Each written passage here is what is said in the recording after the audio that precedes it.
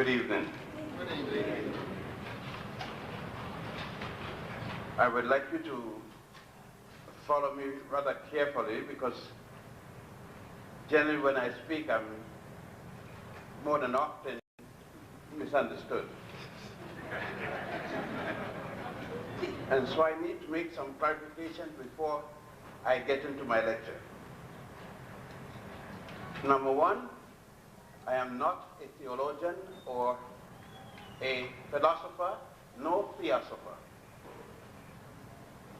I do not have a particular religion that I follow, whether it is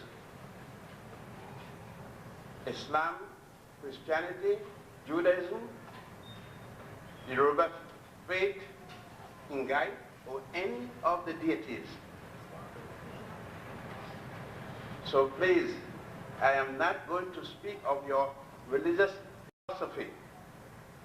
I am speaking of the development of various religions and where they came from, their origins. And that is all.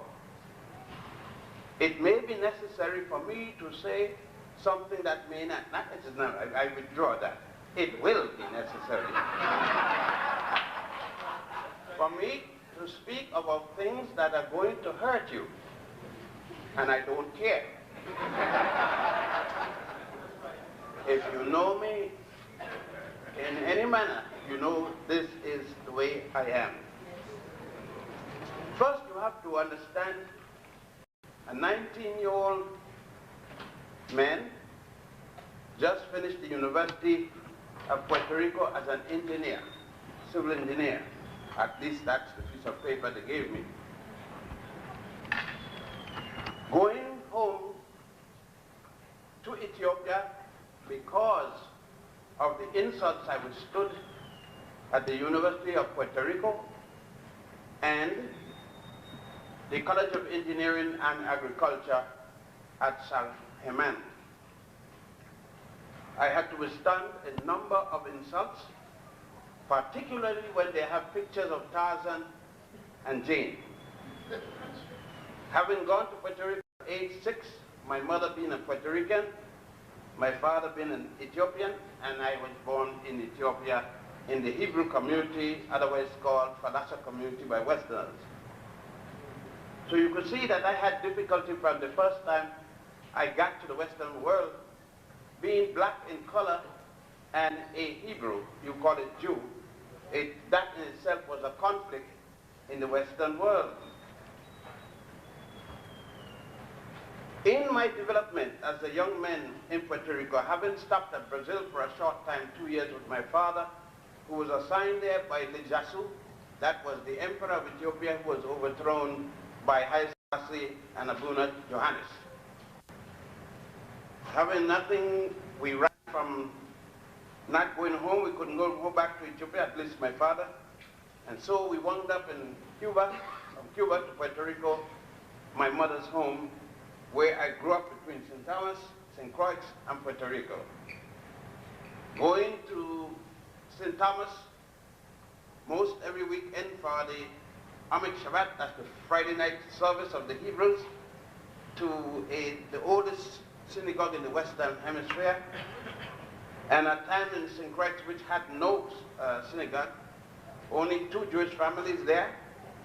You can understand that it was difficult in my growing up, but I was glad in a sense because I got an opportunity to eat ham, and I would not have gotten it elsewhere. My mother, these and these, I got to make it repeat again. Some of you have food habits, they aren't mine. I eat what I want, and to hell with anybody else who don't like it. Now, because with eating ham, eating anything else I want, I still did what I did. And a lot of people who don't eat ham, who don't eat this, who don't eat that, and they haven't done a damn thing. So, I eat what I want and do something. So understanding that, when you must realize there will be quite a lot of difference between myself and a lot of other people. I did not have the benefit of professors' documents to lead me or to teach me or to write from. In 1939, when I first went to the Nile Valley, first just to see for myself what my father had sent me to see after listening to certain teachers insult me, don't have the time to go along with it, explain it. Got there and became fascinated with it, and from that moment deciding that this is what I have to do, though I had gone through engineering and would finally would go on to law, and from law would go on to anthropology, not necessarily in this manner. I was bound to have difficulties from that time, because I had to go into the field where there was not one other African person in Africa. From Ethiopia, the beginning of Nile, and from Uganda, also the beginning of Nile, I had to go down the entire Nile, ending in the great sea we now call the Mediterranean Sea, and at times with professors and leaders who did not want me there. It meant that I had to sleep. There was in those days the crocodile-infested waters of the Nile,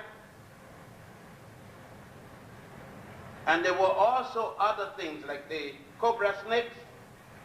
I had to sleep in bags, not knapsack, they weren't that sophisticated yet, away from the fire that kept away these dangerous animals and reptiles, sometimes as much as 50 feet away from the Europeans, because my blackness may have come off and touched them.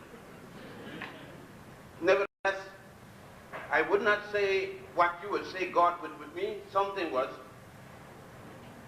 and I survived. But I had to go to temples with no formal knowledge of where I was going, no other works to read, no works to read from, but to start somewhat of the beginning, virgin territory.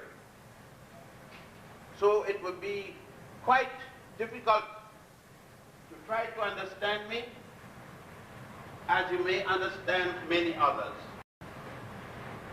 Many people had the opportunity of reading books and could criticize those works. As I said, I had no books. Everything I had to work from was from scratch. But I had something else that many did not have. I had the common people, as what we would say, who no one was looking to. All of the European, quote-unquote, researchers and archaeologists, thieves I call them, tomb robbers, grave robbers, that was their primary purpose there. And therefore they make no contact with the indigenous people. They didn't ask anyone there what he or she know or knew about these monuments. They took for granted that none of these people, indigenous people, knew anything about what they were living amongst. I found to the contrary that there were many of the sages within the communities who not only knew about the temples, but could read the many different writings on the temple walls and other structures.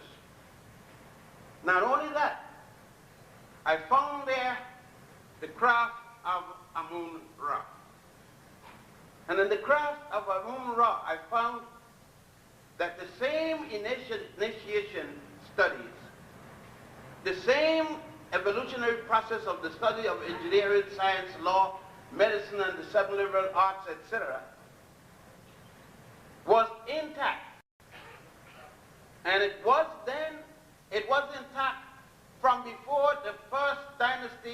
4100 before the Common Era, and it is still intact this very day.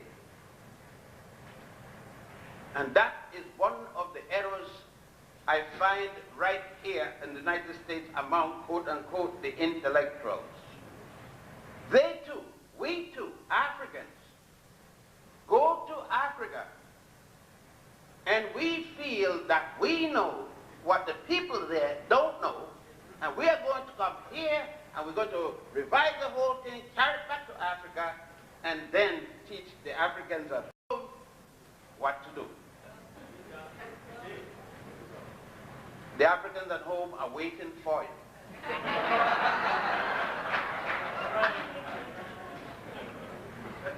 No, the Africans at home, most of what I will speak to you, remember, comes from the local people at home. Most of my training were with people who came from the villages. Right now, my best teacher to this very day is the grandmaster of my lodge. I would not go into detail. And when you go to a certain temple in Egypt, you find him teaching only those whom he's supposed to teach. And I may say this, you may use the Western term or the American term, education is for the masses. Some education is for the masses, and the education system under which I come is not for the masses. It is only for those who are seriously inclined to secure a certain amount of education. It is only for African people. And it's only for African people who desire to go home and study. And we make no apology for it. You may call it racist, you may call it sexist, we don't give a damn. That's the way it is, that's the way it's set up, and that's the way we're going to have it. We had it from 4100 BC, and we're going to continue to have it for another 4100 years if necessary. Now, about the African origins of Judaism and Christianity, and I'm sure that you must add Islam in this. There is no problem, and I can't see the problem at all. We are going to list them in terms of their being. I don't think you could find any problem with me, my mother, and my father, who come first. With my mother and my father, both of them are first with my life, because it needed both of them to produce me at the same time. So we can say these two are first, then myself. There's no question then between me and my children, who come first. I come before them. If you have Judaism, let's take Islam. I got to make this because a lot of people are going to still argue some craziness about Islam as the first religion. And you have Christianity, that becomes the first religion equally. And Judaism becomes the first religion equally. Yet,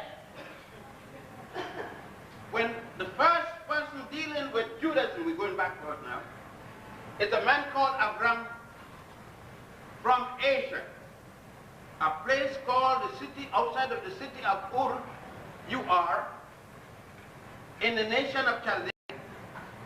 And that was no better than when the Africans along the Nile are already in the 13th dynastic period, which will be about 1675 before the Common Era.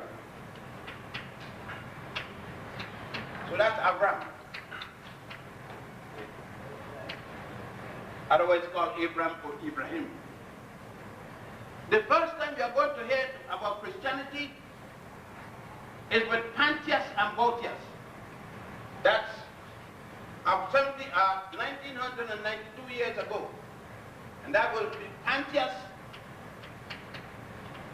This is when the Africans are under Greek colonialism.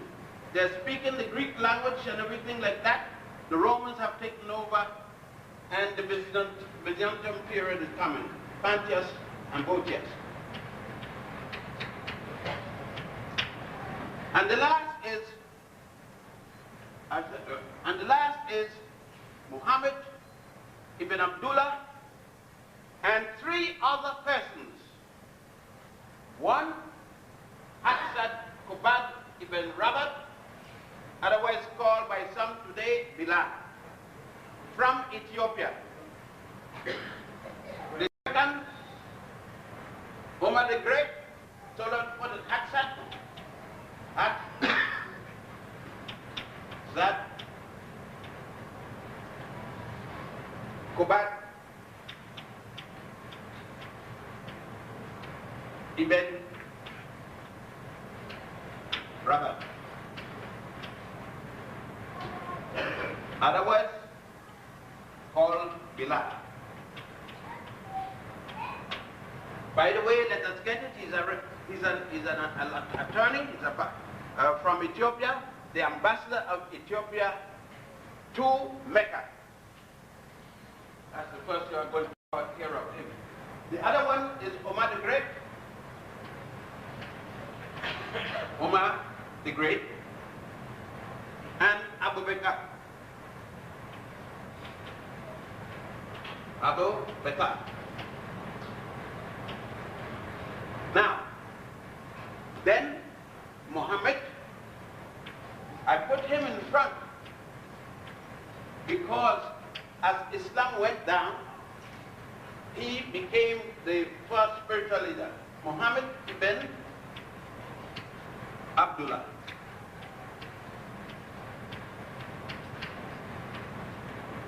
But even and these other two offered him to be the spiritual leader when they first started. He turned it down because remember of those, he was the one that was prepared. He was an attorney. With his problem, fight with Ethiopia and Arabia, the government in Mecca, he was held and ransomed, eventually placed into slavery. Most people, when you think of slavery, they think of a man digging a hole all the time with a pick and shovel. You could be a slave and be a physician, be a slave and be a lawyer, as he was, an ambassador from another country, or a seamstress, or whatever. When we talk of slavery, most of us have in mind always just only a man digging a rock. No, he was a lawyer. And then became the slave of the wife, of the husband of a woman named Khadija, wealthy man who later Muhammad would marry. And that was not until Muhammad did not become the person who would equally add to what was already Judaism and Christianity, add a third element, and that would become Islam. And that was not until 622 of the Common Era. Or 1 AH, I should say, CE Common Era, or AD, equal 1 AH. After the Hijrah, 1 year after the Hijrah took place, the Hijrah being when Muhammad ibn Abdullah had to flee Mecca to establish the religion of Islam outside of the city of Medina. Let's deal with it.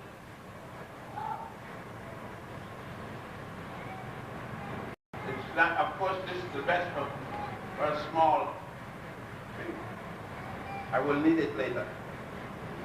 This would be the Tigris and Euphrates.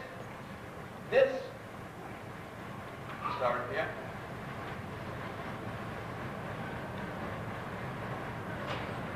That would be the Red Sea. This would be the point here, Ceuta, which would be sticking out to Spain. Just want to start it a little. And This will be where Egypt, where Asia and Africa meet. I'm using the terms that you are familiar.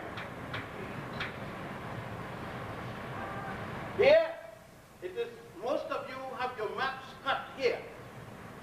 The separation of Africa and Asia, Asia is not here. Not here, rather. This is the present Suez Canal. It was not cut by Khedive Ismail, or he started it, until the 19th century, 1800 and that. Therefore, the Sinai still belongs to Africa and not to Asia.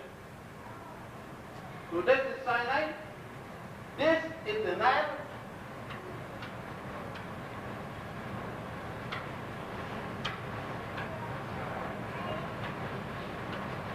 this is the Nile, the supporter that I put it. This is the Great Sea, you know, called the Mediterranean. This is the Ethiopian Ocean, Oceanus Aethiopicus, now called the Atlantic. And of course, this is the continent of Alkebulan.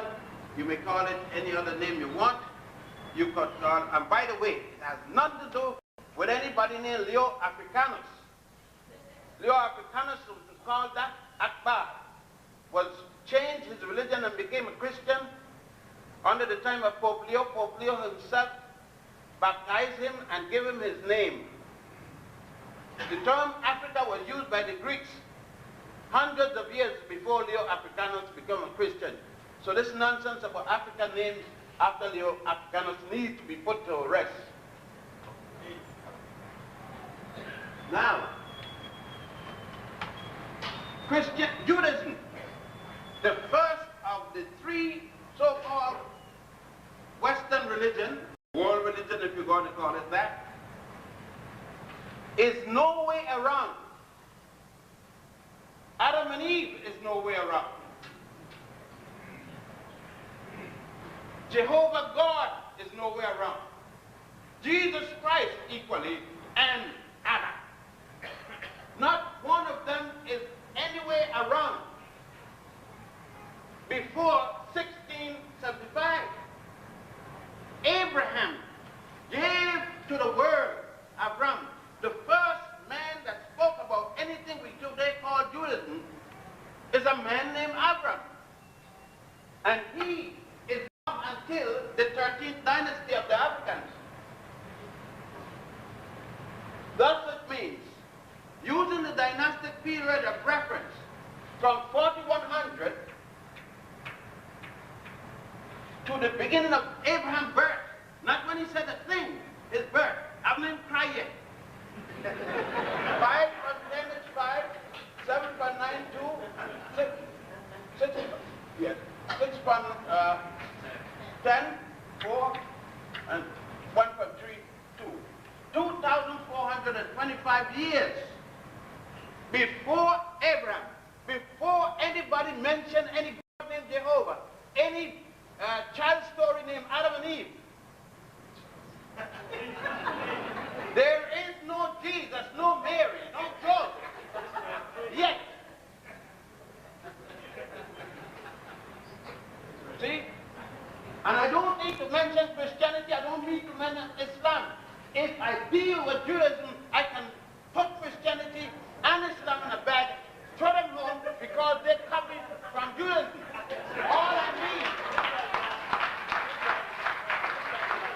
All I need to deal is with Judaism and the religion of the Nile. So let us deal with it. Already in 4100 before the Common Era, the first dynasty, there is a book that the Africans on the Nile had already edited. It is called the Book of Coming Forth by Day and by Night. Sir Wallace Budge of England copied it and translated it into English in 1895 and called it the Egyptian Book of the Dead.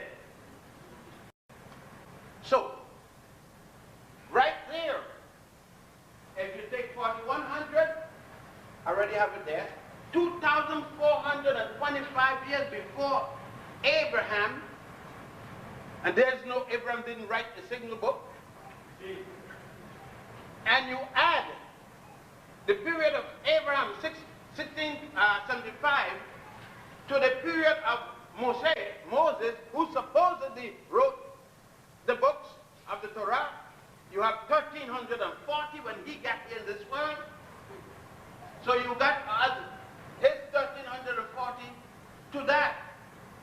And with me over 3,100 years before Moses and the book of Exodus, because Moses cannot write Genesis because he doesn't know anything about the concept of Genesis. He doesn't even know anything about the concept of Exodus. He doesn't write a single book. Moses disappeared according to the Torah, and the Torah is the authority for the Jewish religion. They said that he appeared 40 years walking in the wilderness. After he had his altercation with the Pharaoh, they didn't give the name, but they're talking about Ramesses II. That will mean that 1196 BC, he died. Oh, disappeared. Nobody knows. In fact, with a vacuum cleaner, the vacuum up in the air, he disappeared. He disappears. But the same Torah in the book of Exodus said what? Moses was learned in the ways of the Egyptian priests. Now, that's your book. No, your Torah, your Old Testament said it. It isn't mine. I didn't write it. I am just quoting it. If Moses was learned in the ways of the Egyptian priests, what was the ways of the Egyptian priests? Well, an Egyptian priest starts out as a young man, 7 years of age. He goes to the Grand Lodge. At that time, in ancient time, he went here to the Grand Lodge in Saqqara, the first Grand Lodge. But Moses isn't born during that time. This is long before. In the time of Moses, he went here to the Grand, east side. He went here to the Grand Lodge of Waset, W-A-S-E-T, which the Greeks later changed to Thebes, and the current Arab changed to Luxor. So you would have had to come here, get circumcised at age 7, stay there for 40 years of education, never going home once. So you talk about 10 years for a PhD. This is 40 years.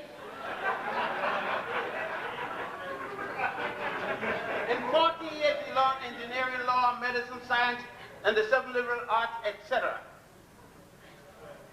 So Moses must have come here and spent 40 years after being 7 years of age. When he was completed, what did he learn?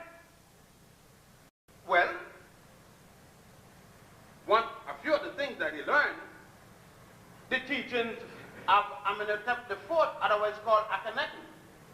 Thus he learned the concept of the one and only true God by the name of Aten. Now, if he learned the concept of one God, how come way later, after Akhenaten is dead, he gonna get the concept from God again for the first time?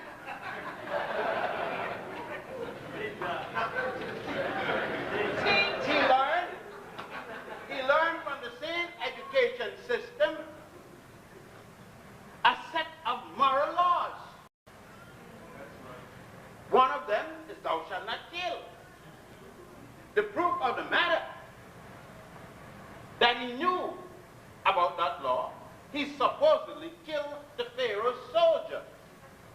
And the Pharaoh was running him, chasing him to catch him, to punish him for violating one of the law of murder. Aaron, his brother, stole from the treasury, and the Pharaoh was running Aaron to catch him for stealing. Thou shalt not steal. So there's 2 laws right here. 2 laws, one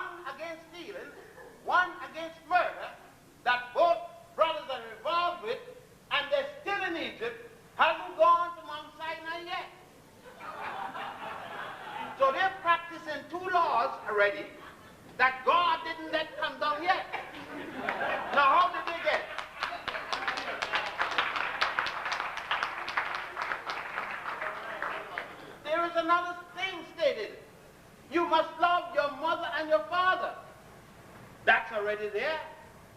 Now, there's only 10 that Moses co-opted, if in fact there was a Moses. In most religion, we forget that mythological characters are not necessarily historical figures. But assuming that there was a Moses, we got to go and find out, why is it you only took 10? You only know 10, but you forgot the other 32. Otherwise called the admonitions to Goddess Ma'at, or negative confessions, as you say in the West. Now, where can I find them, you say? Well, in any temple, but I will carry you to one specifically where you can see it's always open, and that would be the tomb of Ramesses VI in the Valley of the Kings. And anybody going to Egypt, you will get a chance to see it. So it depends on who you're going with. Hopefully the person can read. Hopefully the person know where it is, because some of the leaders carrying you to Egypt don't know if Cairo is in Moscow or in Peking. Now, they must carry you there, and you will see that. You will see God Kunum. By the way, let's go at one more. They tell you that Jehovah took some dirt, clay, I guess he had some water, and made Adam and Eve. That's on the first page of Genesis 1. Of course, there are going to be some changes in Genesis 2 and 3. Instead of being made, the two women, the man and woman together, one will get created and the other made, and then a whole other thing. We didn't spend the time. But let's deal with Adam. Because I'm going to carry you to a place called Philae. I'm going to carry you, Philae is the name they give it. The proper name is Angelica. It's a Nubian island. I'm going to carry you to other places. And I'm going to carry you and show you where Judaism, Christianity, and Islam plagiarized, stole it last time. The concept of God Kunum, K-H-N-U-M, who made man and woman on his potter's wheel out of clay. The Jews, the Christians, the Muslims stole it, and the only thing they left out was the potter's wheel. But they got the clay and the water, and I guess the snot blowing in the man's nose, got that done packed. Now, already you see why I'm controversial, because I don't play around with the words.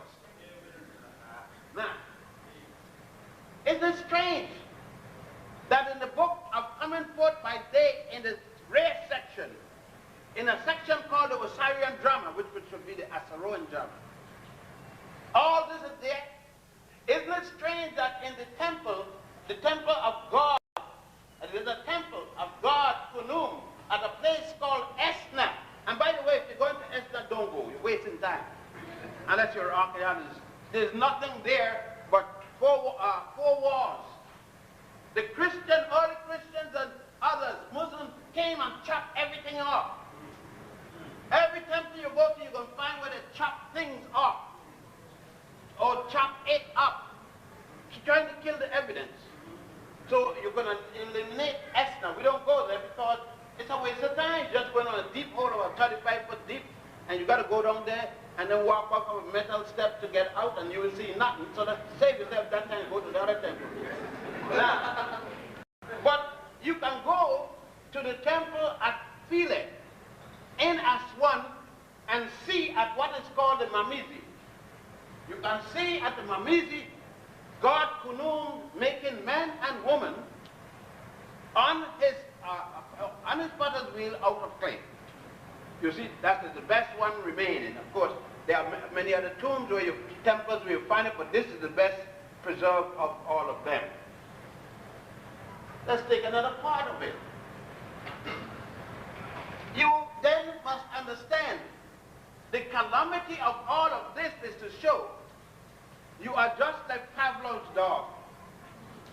That's the dog that wouldn't drink if he was thirsty and starving to death, thirst to death, unless a bell rung.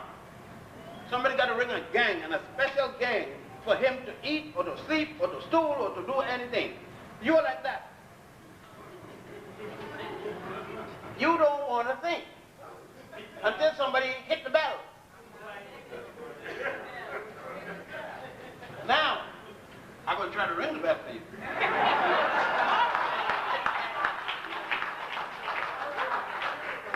You said that the Jews built the pyramids. The pyramids, remember, not only pyramids in Egypt, I'm not talking about those in South America, but the pyramids in Sudan. The 82 pyramids of Egypt, 82. You told me that the Jews built the pyramid made of bricks out of straw and mud. Of course, of water. Now, Abraham, the first of the Jews, Hebrews, or what, Haripo, and any name you want to use, isn't born until the 13th dynasty. The last of the 82 pyramids is built in the 12th dynasty. Now how the hell are you going to build a pyramid and you're not born? The first of the line isn't born, much less you, but that's born.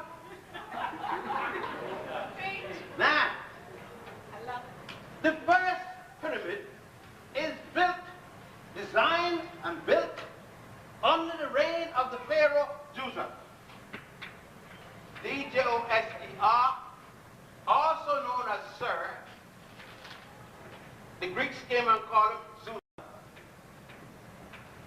We're not going to deal with the Greeks, it's not important because they're not wrong, because it's later. But I'm saying what happened. So when I said the Greeks, remember they're not in this picture. The Romans and the Greeks, nobody from Europe is in this picture that I'm talking about. Not until I get to at least 1,000 before the common era. Okay?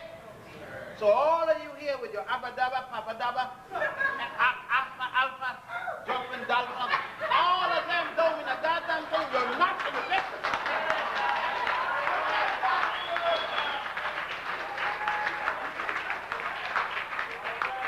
You would have hurt the feeling. You're not in the picture, Black Creek Greeks. Now, let's go on. Some of you went to Egypt with me and with others. I carried you to the pyramids. You saw monstrous stones.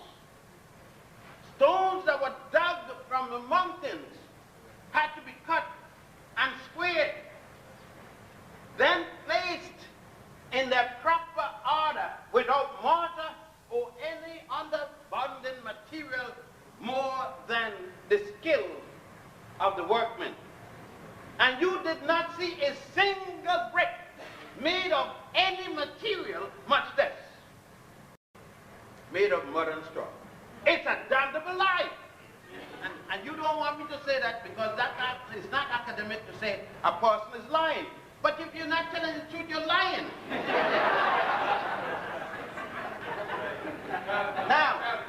Now, I want any professor, anyone in the world, to show me how could the Jews have built a single pyramid. Remember, I came up in the Jewish religion, born in it.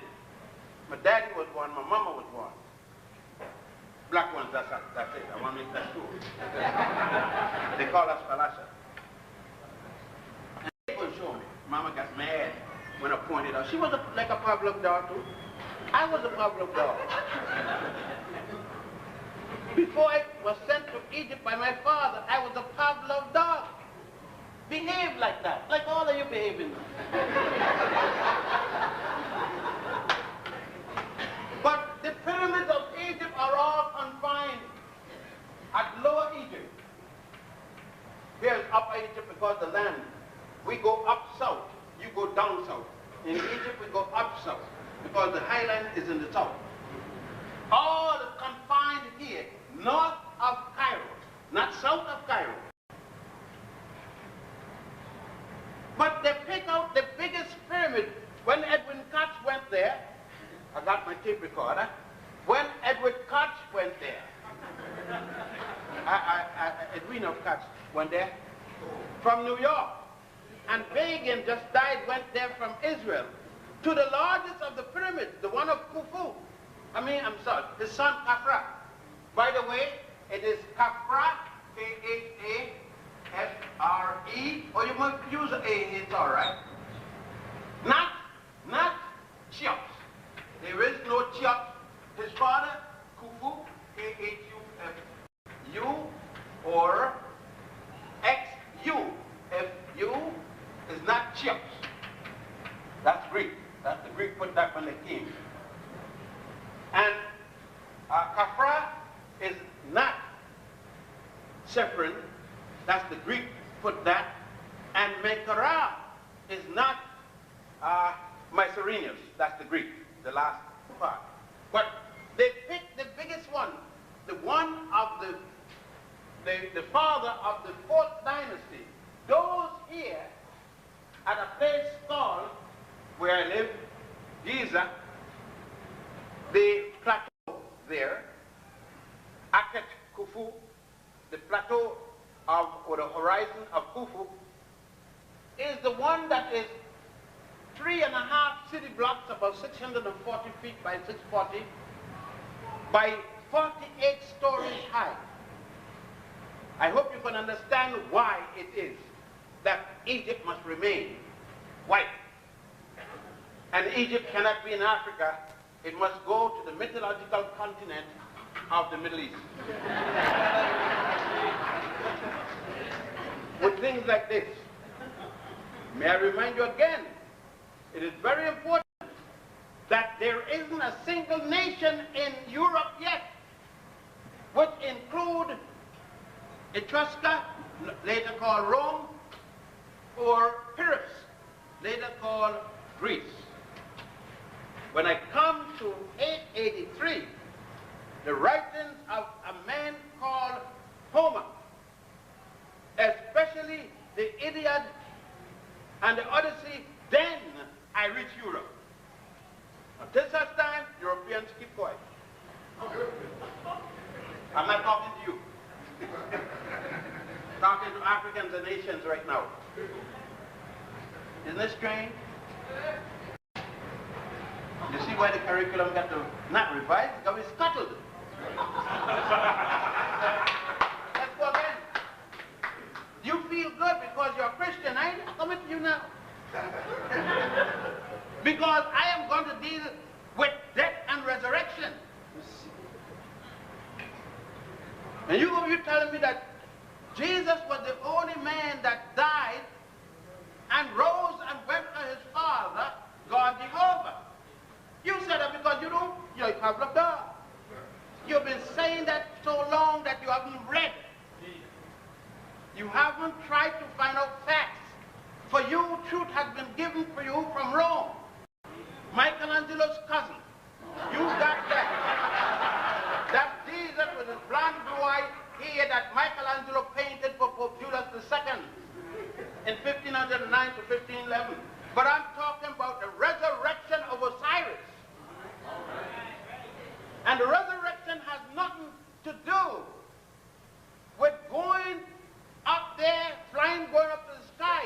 It had to do with his penis from a dead level, horizontal, rising to a perpendicular.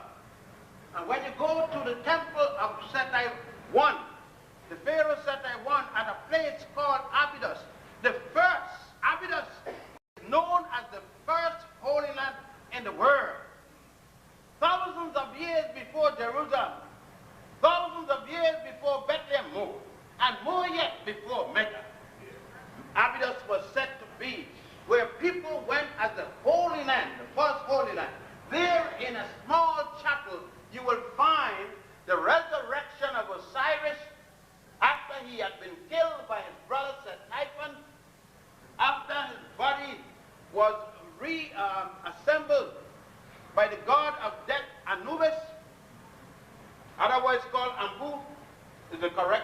dunamis is a Greek word. And on the other side of this temple, you are talking about the Immaculate Conception and Virgin Birth, which the Christians adopted. You will see Goddess Isis becoming impregnated by an Immaculate Conception. And by the way, it had nothing to do with the absence of a penis. Most of you women here who are mothers have been immaculately conceived. You don't know it because you think that your vagina is something dirty and bad, and you can't even talk about it. When you get married, you can't talk to your husband about sex. It's dirty and everything like that. You got the, what I call it, you got the Roman romance. You got to pull along the sheet, you got to pull along the curtain, the ceiling. If you're going to have sex. Some of you come with your helmet on and your football suit. Can't even get naked. No. An immaculate conception is when a man and a woman slept together and she missed her period. But she had not been with any man other than this man since her former period, the last period. Therefore, she knows that it can be no other man than him. Now, if she'd been going with Tom, Dick, and Harry,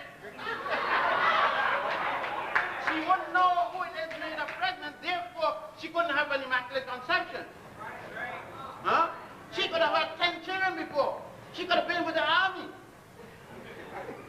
As long as that time between her last period and the time of inception, she was not with another man, she knew definitely it had to be him. That's immaculate conception.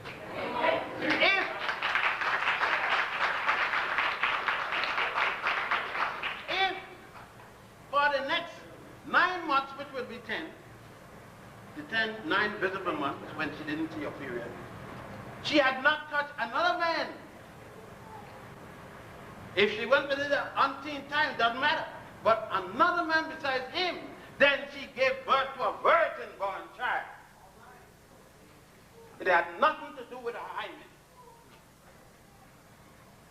Go to the temple of Setai in a small chapel next to the 5th Holy of Holies, and you will see it for yourself. But you will also see where the early Christians and others try to chop out that evidence.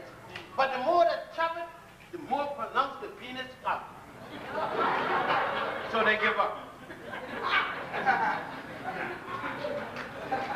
You know there's 16 crucified saviors.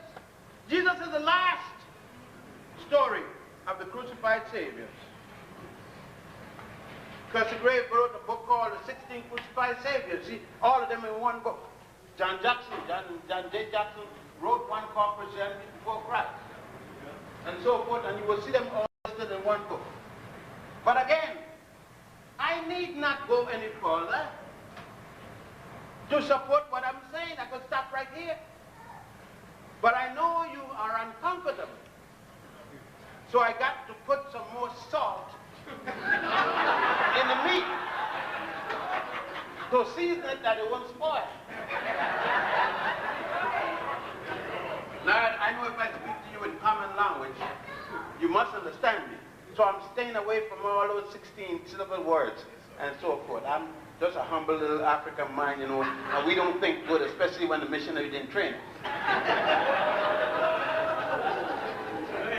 Well, let's go back. Let's go back. Because I know you have your own idea to tell me how wrong I am.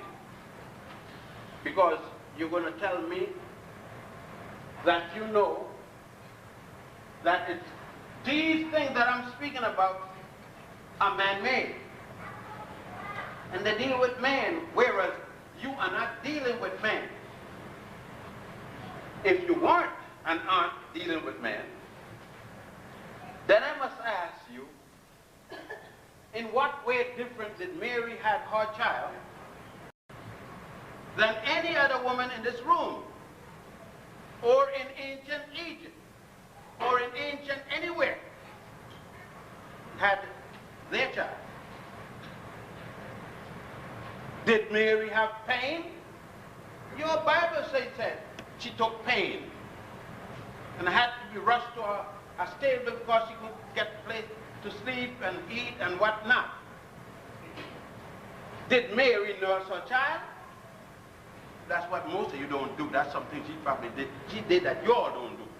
Because you all complain about child gonna put your breast out of shape, but the child got little bristle jawbone, and the man got big bone. You don't put your breast out of shape, but I live like that.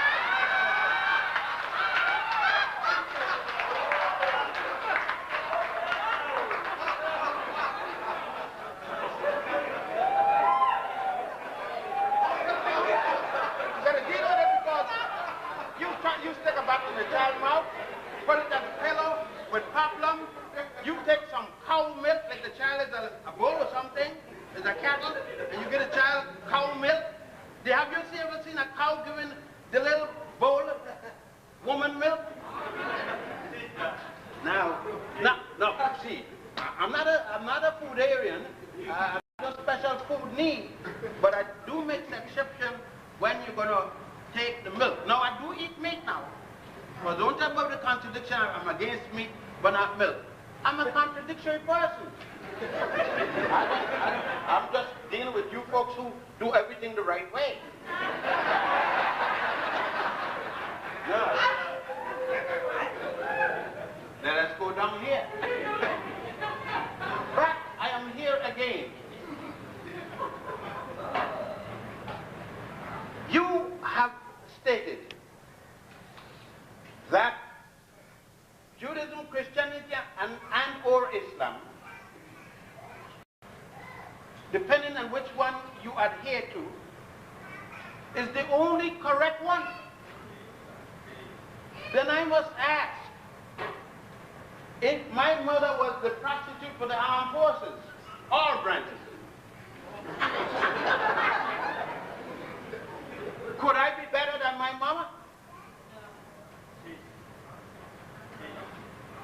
You may come up and say morally and legally and all that kind of stuff. You could say it. But does that change me from my mama? Won't she forever be my mother? Then for those of you who find that woman can't preach, would you say in Jesus' church, his mama can't preach? Isn't it a fact that the only difference between Christianity, Judaism, and Islam is the fact that all three of them, the sexes, and I'm using a modern term, but I mean carry it back, and you can't backdate everything. I would put it different. The sick mind in all three of them, who were scared of their women. The difference is that they removed the woman from being goddesses.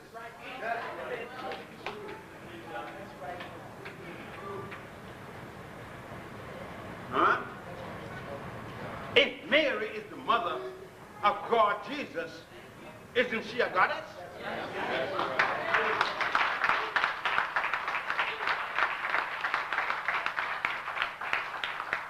Whereas the African not only kept the woman, but every god has a goddess.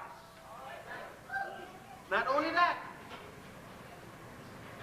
the African along the Nile and elsewhere maintain the integrity of the universe and his world as a feminine universe. Effeminate doesn't mean faggot. I want you to get it down, because African, in the Book of the Dead, there's a prohibition that states that a man going with another or a woman with another is like a man stepping in the feces of a dog. In other words, putting your foot in doodle without the shoes on. And you know you won't like that, even if it's hard. Now, I like to get it straight. I know nobody will make no misunderstanding what I'm talking about. Now, the Africans show goddess Nut, the symbol of the integrity of the world.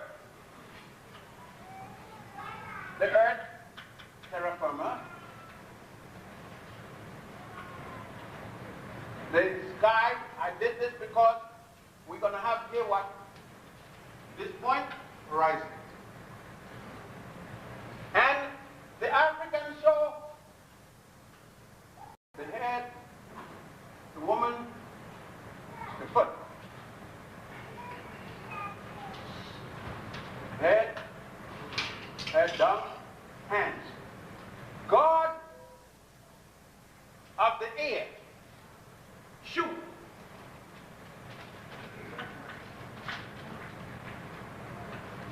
Goddess of the sky or the heaven, Nut, shoe. And the God of the earth, Gavin.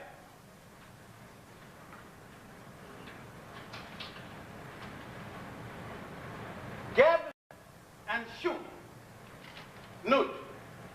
God Nut, holding up. So there you have your belief of heaven. You look up in the air every day.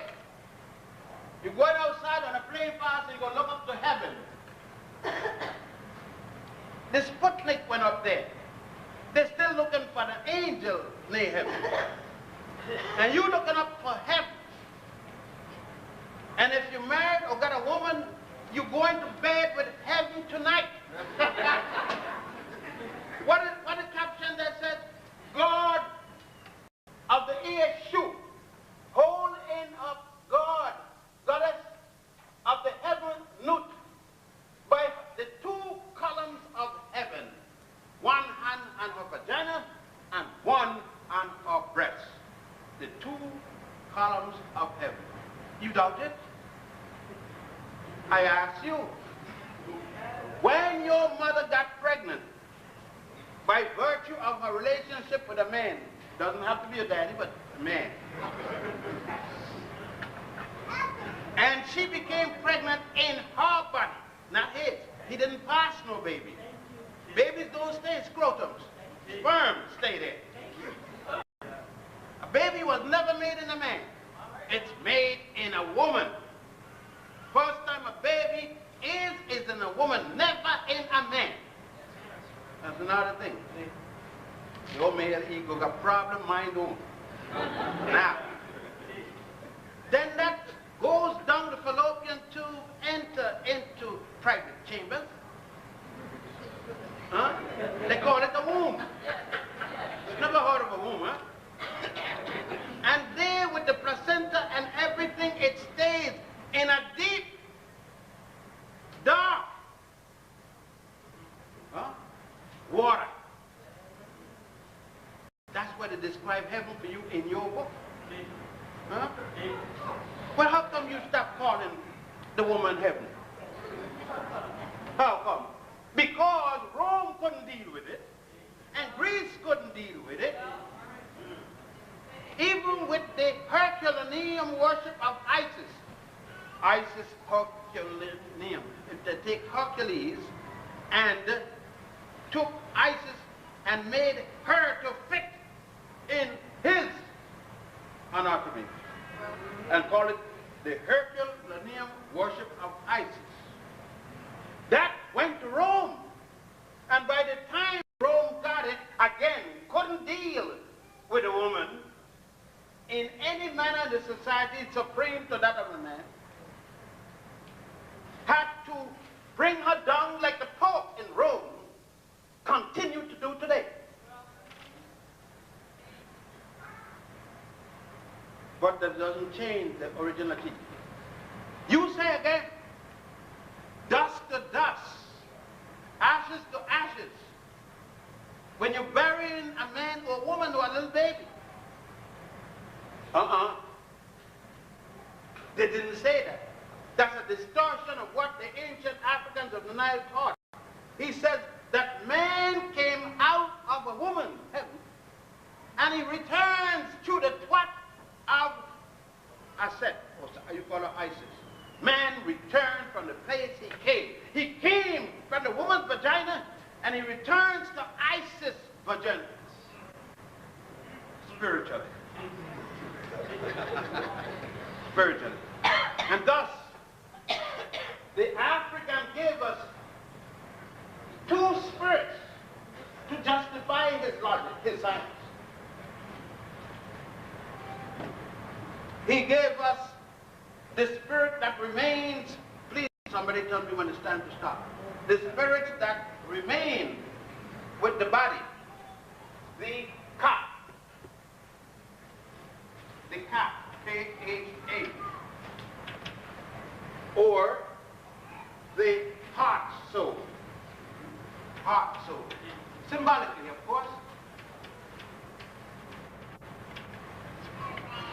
That remains with the body, the cat.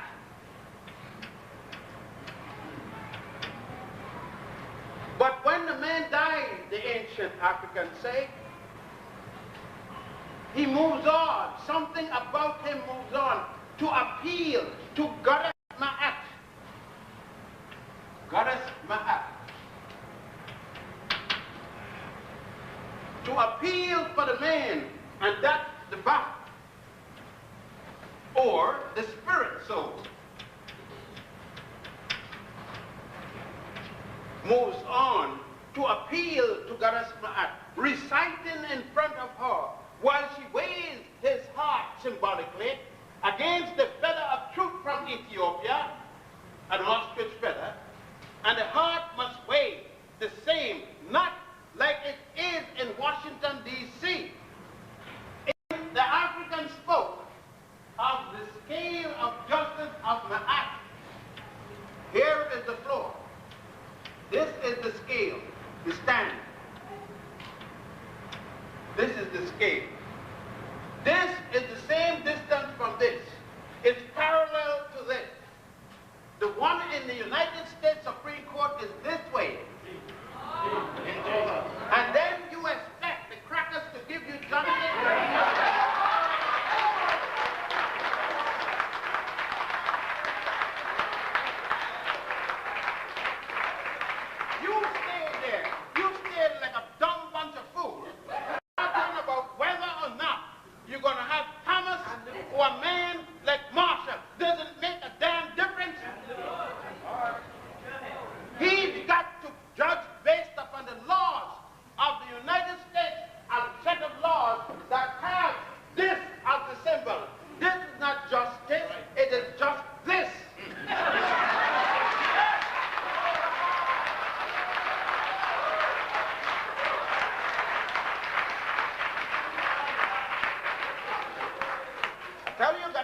You're Pavlovian.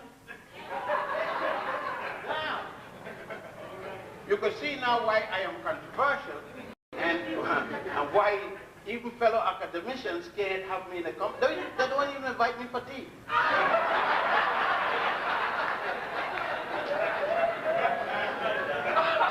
That's all right.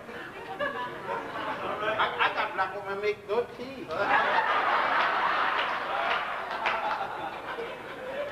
Right then. Now you can see what I'm dealing with. You can see what I'm dealing with. Because I am dealing with the symbols that you haven't dealt with.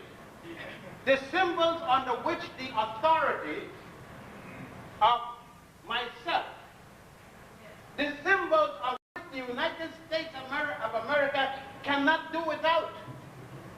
To the extent that on your first piece of money, your dollar bill, you must carry me. But for years, as Pavlov's dog, I didn't have any idea, and I still, like Pavlov, dog, keep saying the evil eye. There is nothing evil about that eye. That is symbolic of what a man has to do for justice.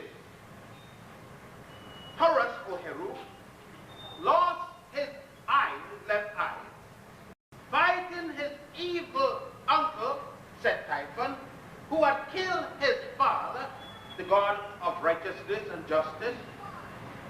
And for winning justice, righteousness, right, there was a price to pay. You expect to get freedom without a dead man. You expect to pray to get freedom. That a god from, I don't care what you call the god of the Mary, you could call him Ngai, you could call him Unkulunkulu, these are different African gods. Or you could call him Jesus, you could call him and Allah, you could call him and Jehovah. Unless you are prepared to die, you are not going to get freedom from nobody. And you're not ready to die. You are ready to die, you're ready to picket, you're ready to pray in, sit in, shit in, do all kind of things.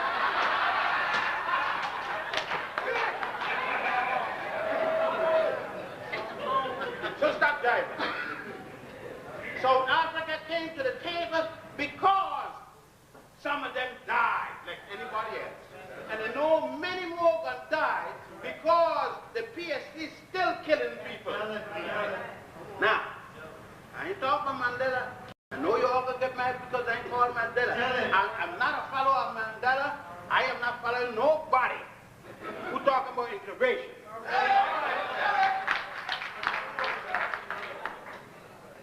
So I'm a PhD man. Now, you know why I'm controversial? Because I'm not popular.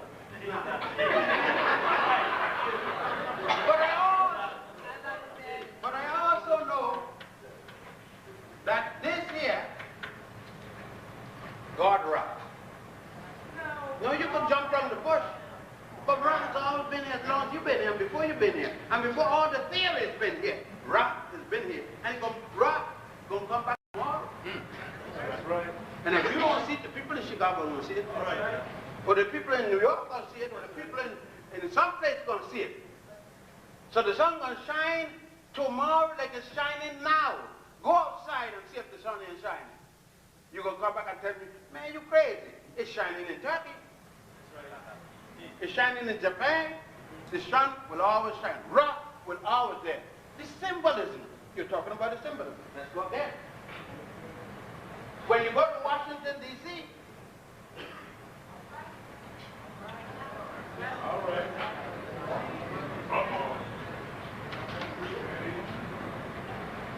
You're going to Washington Memorial. It is nothing but a major penis. Of course, Martha wished she had the one that worked.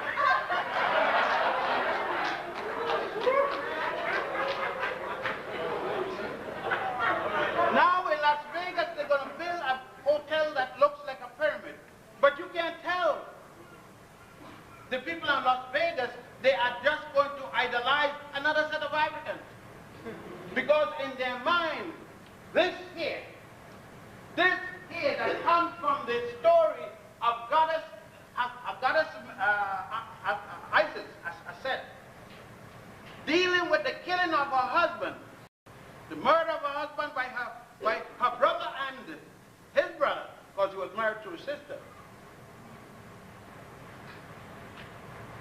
When he cut up his brother into 14 pieces and dispersed them around the world symbolically, and one he put in the Nile that Moses supposed to have been placed in a bulrush basket. Isn't it strange that long before Moses, Horus was placed in the same Nile, but with a papyrus basket? Jews copy again. Now, all the pieces were restored, recovered by this dutiful wife, Isis. And that's the main of the story. The story is to tell the greatness of a faithful wife. Symbolism. But she went and got Anubis again, and who got of the dead to reconstruct her husband, we notice because God, Tahuti, was there recording as described. God Amnut was there as the dragon, ready if the heart didn't weigh against the fellow to eat it up, crush it. But that woman Isis came true, but she couldn't find one piece. His penis had been eaten by the Nile catfish. That's why Nubians don't eat catfish up to today. Huh? And Isis then said what? I will erect a symbol of his penis for the world to see, and those who unman him shall never rest in peace. The Christians copied this for Jesus, but they didn't even let Jesus get a piece.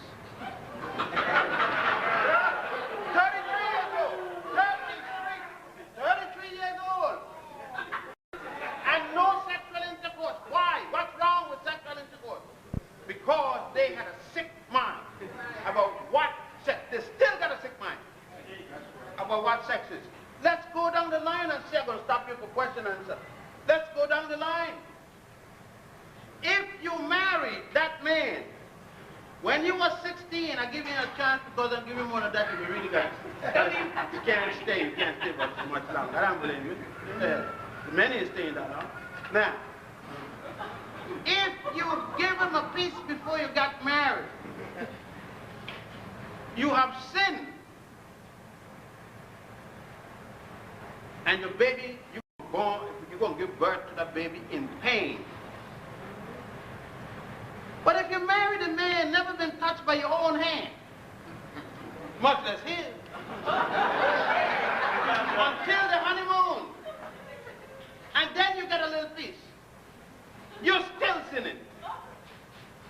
It's a catch-22. If you give him before you're married, you sin. If you give him after you're married, you sin. Give him anytime you want.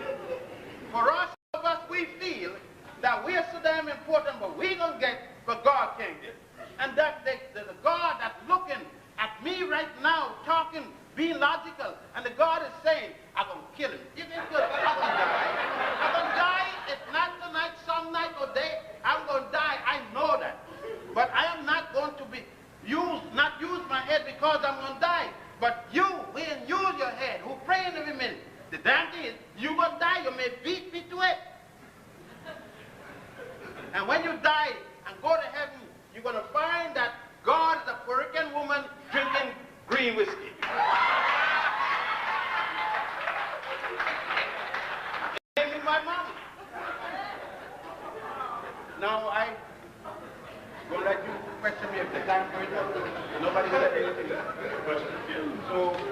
I think that all of us should.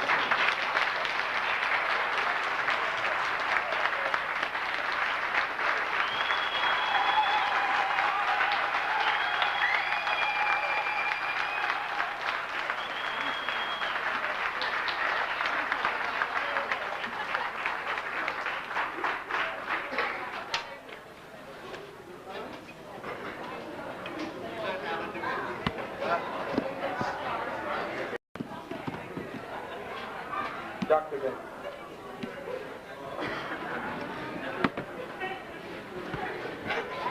I just wanted to know if you would comment very briefly on the historical, I guess, hiatus of Jesus' life as described in the Bible. I saw you on Howard University television, and you discussed the books that were omitted in the Bible. I wanted you to elaborate a bit longer. Well, I could tell you more than those stated. In Ethiopia, there's 74 books to the Bible, not 38. And that's the Christian church. There were 18 books restored to the Roman Catholic Bible. Those 18 that were taken out at the Nicene Conference of Bishops, when 219 bishops were sent to the Council of Nicaea by a man called Constantine, who was far from anything but being religious.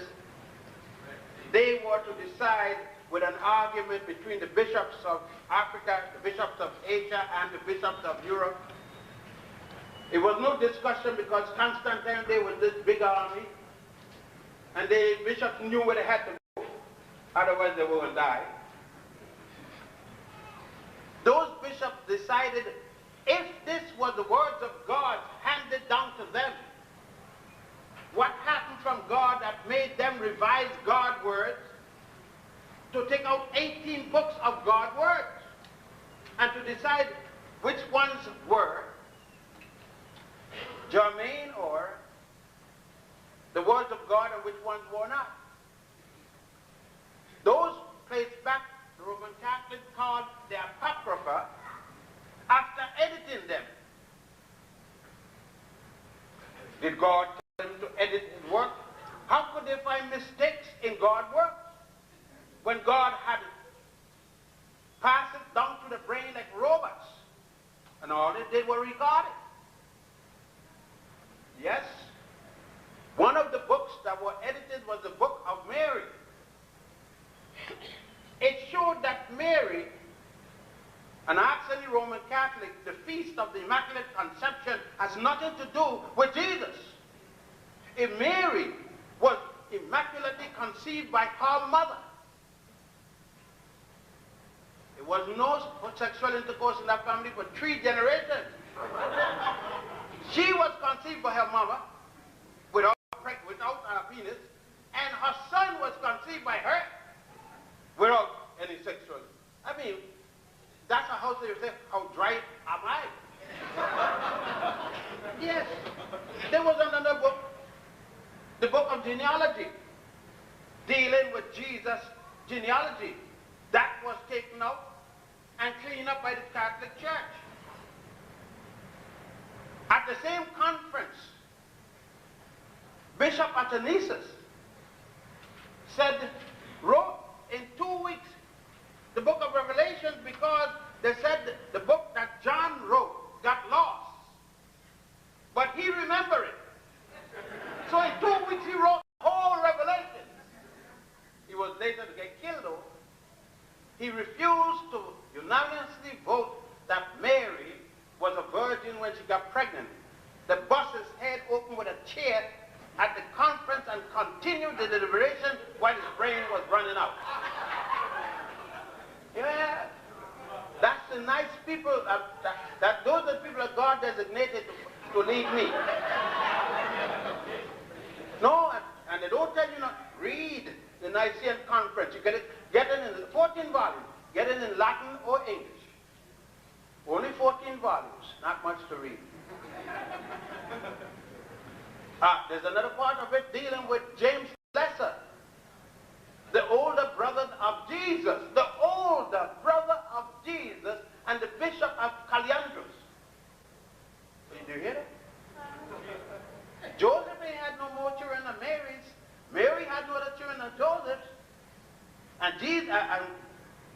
professor is the older brother. They copy it from the story of Horus. When you go to a place called Edfu, you see the temple of Horus the elder. Strange? When you go to the temple, you go to the temple at Warit, which they call Karnak. The temple, that temple bigger than all St. Patrick, St. John, the Divine, the Vatican, and all them put together with a lake and everything. You go there and see it. That's right, in Egypt land. But you're not going there because the Jews run from there with a flood. When the Red Sea, all the water went out the Red Sea into the Indian Ocean. Can you picture the water going into the Indian Ocean from the Red Sea? What kind of a gorge you have there? Can you picture pregnant woman, old woman, 90 years, walking down the side of that thing like, you ever seen Heckle and Jekyll? How they go down the, walking like that. It's like walking up this board, like that. And not one of them died, but all the Egyptians died. I told you, Pavlov dog.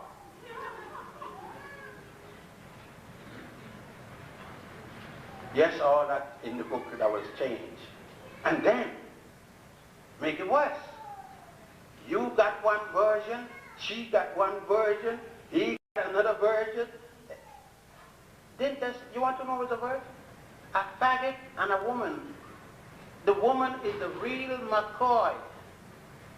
The faggot is the virgin. Huh? When you go with a woman, there's a possibility of pregnancy. When you go with a faggot, there's a possibility of do. Let's get it. No, I know, I want to make it real so that you could understand. I don't want to hear no nonsense about preference. I want to, gee, you all got to do with that highfalutin word. That's why you don't deal with things. With all them beautiful words. You understand? But to me, it's abnormal psychology. It is abnormal to believe that nature provides a penis to go into a rectum. Brother, when it's made for vagina. Now I know, if you're a faggot, I'm sorry, but that's the way it is.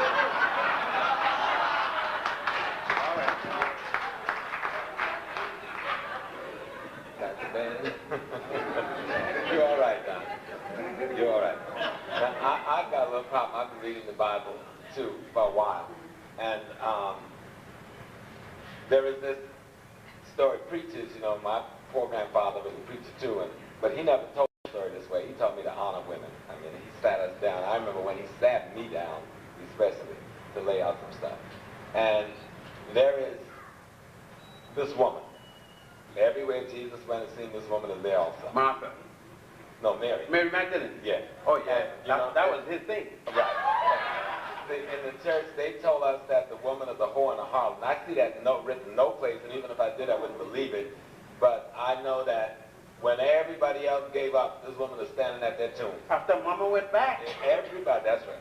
When the brother, when she go to tell these brothers, your main man is alive and well, and he want to meet y'all, there, who was supposed to be his closest man, they gave up. I just want some elaboration on Mary, because everything that I see in the book shows that Mary was this man's wife and his woman, and I suppose they had sex and children too. Professor Rayford Smith at Columbia University, one of the senior professors on religion, showed that there were documents showing Jesus had a family. He wrote it, and it was in the Times and everything, and he almost got fired from Columbia, but he had tenure. And so they couldn't do anything about it. But it is common, it was a common teaching of many Christian groups before the Nicene Conference. That's one of the things that they decided at the Nicene Conference, that Athanasius opposed it. They were speaking that they had to show Jesus been born as in an immaculate conception if they were going to convince the people to respect the Jesus syndrome as they respected the ISIS. Remember that up until the Nicene Conference, that Christians celebrated the 25th of December as the winter solstice. The Christians were celebrating the 28th of August as the date of Jesus' birth. So they switched it then to the 25th to counteract, because the people who come out to celebrate the new woman, the coming of the new God, and that's where the term came from. SOS, Son of the Son, S-O-N of this S-U-N. And Jesus is called the Son of the Son. Of the many names that everyone that Horus was called, Jesus was called, it was adopted for Jesus. Jesus is nothing but the Horus figure of modern time. I think Professor John Jackson in his book, Christianity Before Christ, gave us a good example of that. Also, Annie Besant, who has a book by that same name, if we go back to Anacalypsis, the two-volume work by Sir Godfrey Higgins, we will find that. We find comments about it in Smith, Howard W. Smith. Forget his first name, but it's got a W and Smith, which are the two last, but the name before that, Little Brown and Company. You will find reference. You'll find reference to it by Sir James Fraser in the Golden Bow, his 13-volume work, and so on and so on and so on about this. There's reference to this by Thomas W. Dones and his book Bible Myths and Their Parallels in Other Religions. All these and other works, early works, deal with Jesus, a family man. In Levy, in his translation of the Aquarian Gospel, speaks of it. Speaks of Jesus throwing the boy off the building because of Martha. But the Lord told him, I'm a jealous Lord. And if the Lord could be jealous, why not me? What were you thinking jealous about? Eating a piece of bread?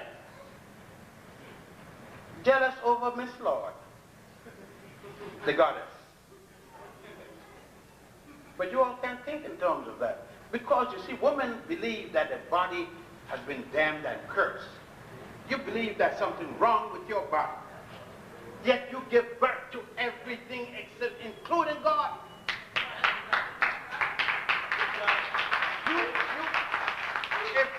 If you count now who disagree with me in here, it's going to be women more than men. Because you accept the curse of Eve. That your vagina is damned. That's why you got menstrual period. You believe that you'll get sick once a month and all kind of nonsense. And you have pain because of this curse, because you went to bed with Adam, because of the snake coming down the tree. You don't have pain because of no damn curse. You got pain because a 5-inch diameter head is ripping through your vagina and a 12-inch shoulder.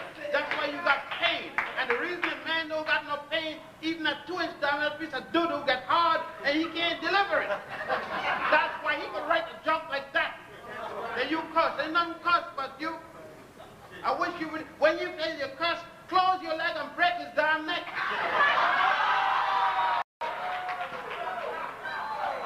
If you curse, act curse. Don't nobody tell you curse and all that stupidness. There's nothing curse about you. A big elephant. When an elephant giving birth to a small one, it's hollow. Damn, your pelvic region ripping apart, all those bones, the joints are coming from each other to let a baby pass. There ain't no damn curse, that's pain.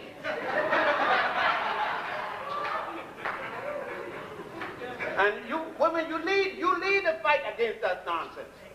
It's your duty to tell your young boy child that to give birth to him had nothing to do with a curse. It was the most glorious act you could perform. And you be proud of it. Shout from the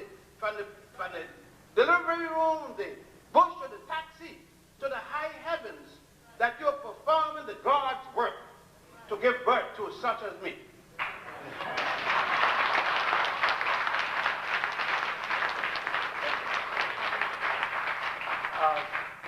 Dr. Ben, as I sat and listened, I remembered something that taken place, I guess, about 3 or 4 years ago.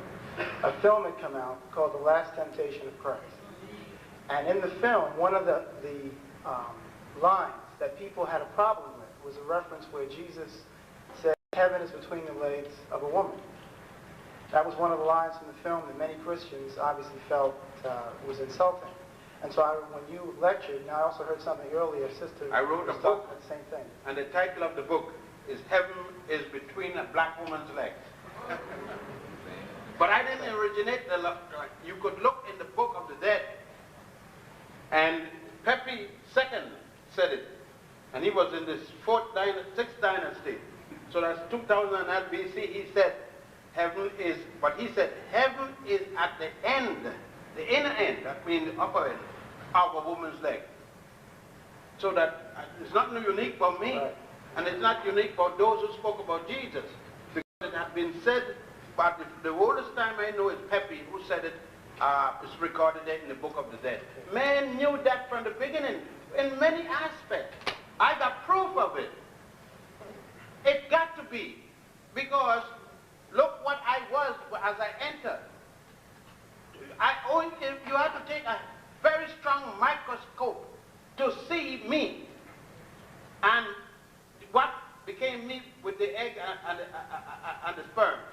What became me couldn't be even seen by the ordinary microscope. Now I go in there and mature, went through all kind of evolutionary shapes. Then I come out looking with a big monstrous head, funny looking body, you understand, with some funny foot that look like it ain't belong there, like a frog. And look at me now. I went through all kinds of stages, creeping, doing the falling down, doing all kind of stuff. You tell me it ain't heaven? And if it isn't, and if it's heaven, shouldn't I worship it? My mama told me I didn't have no birthday. And I still don't have a birthday, even though I'm 73 years. My mama had the birthday. Your mama had the birthday. She just tell you, give you a little break to tell you you did something. I didn't do nothing. I wouldn't even come out. She had to push me out. My mama make me kneel down each year on my feet, on my knees, in front of her, and stick my head to her womb and talk to me and say, now this year you are good for nothing. You did this, boom. You did that, boom. And then when she was tired with that right hand bombing me and realized she may kill me, then she said, and my great son. And I felt good. She said, now let me tell you what I love the way you did. Your son told me you did this for him. Your woman, not your wife, your woman told me you did this. Yeah, she never said wife, she said woman. But my wife is a woman. And he said, your woman said this and that. Oh, I love you, and you did this. And she went on, and then finally she said, get up, my man. First time I became a man. And mama hugged me and kissed me and shake and roll with me. And said, now, let me anoint you. Mother, take the thing like the asafeta, the garlic and the different thing like that, stink, and then rub me here. Go forward and be good for the next year. Anoint me, make me a Christ. Huh? Where did I get a birthday from? You got children? She got birthday. She birthed some children. Who gives you a birthday? You do the damn thing. She did it. But you see, again, we got a Western thing. I got a birthday. Would you bring the toys, bring the presents, bring me a Uzi.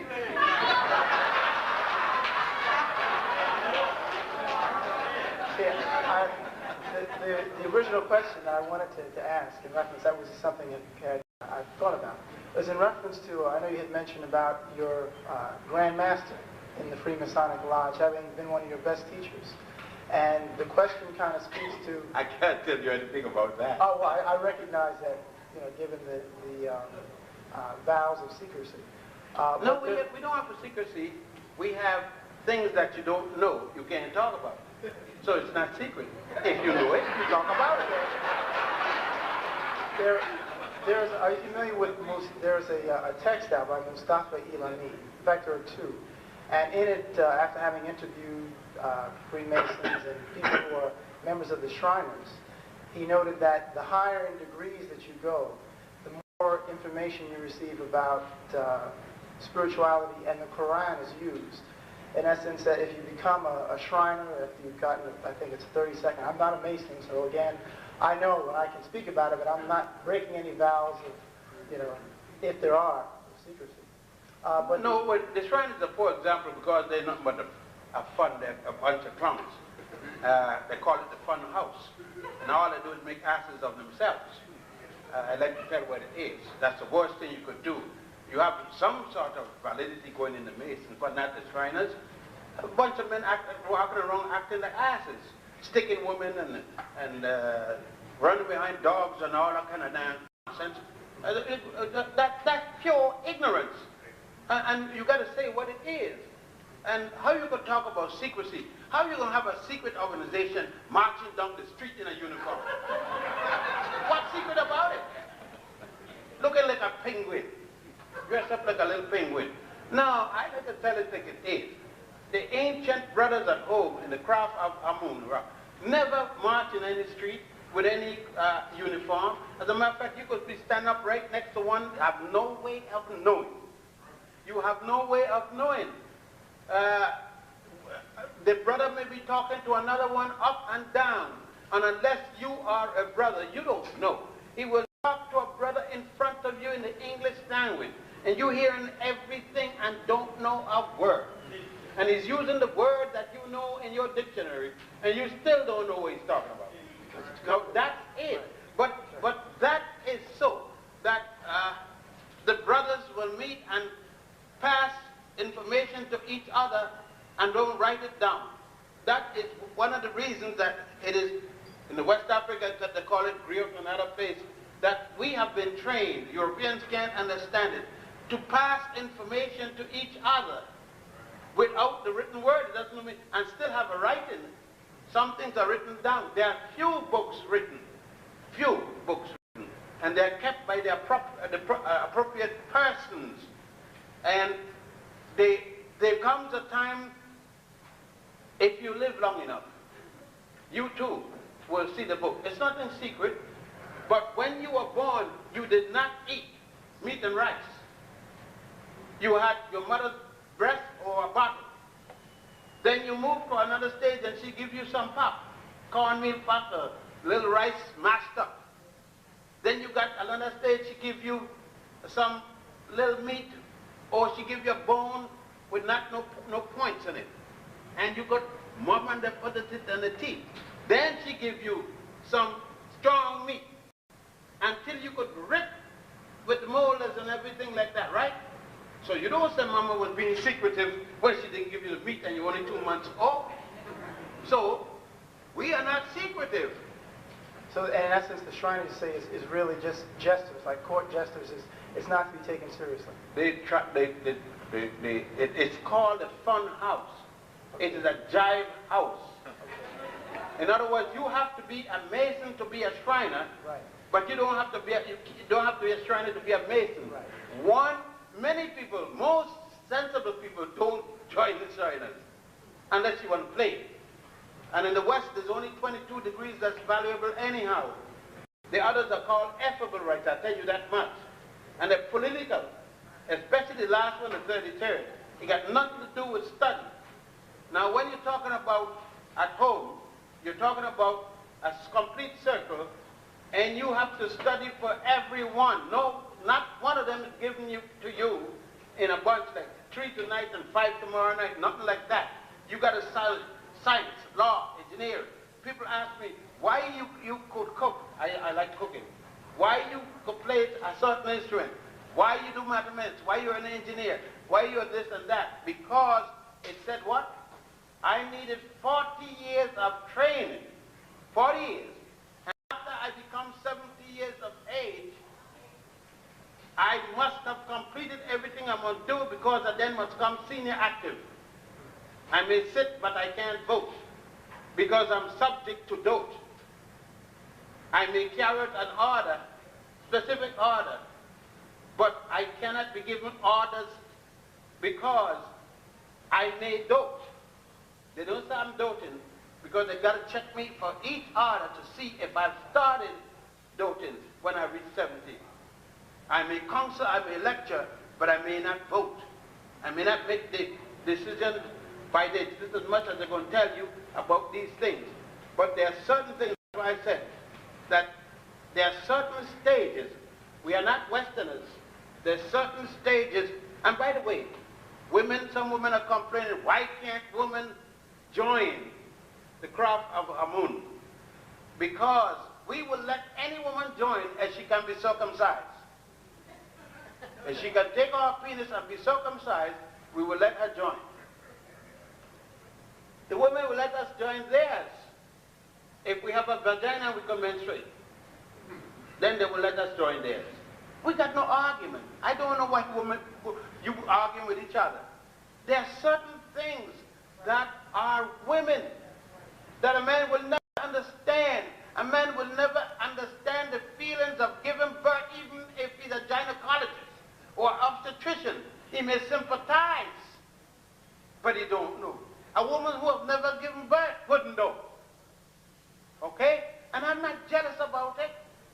I help them. I will help the sister to go there and have her thing. Because when she come out, as long as she still loves me, I don't care. And why is she worrying about what I'm doing there with the other brothers? As long as I come out, I still want her and not one of them brothers.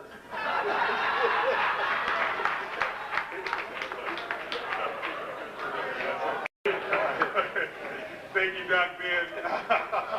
We like to hear you all night, and you do have a good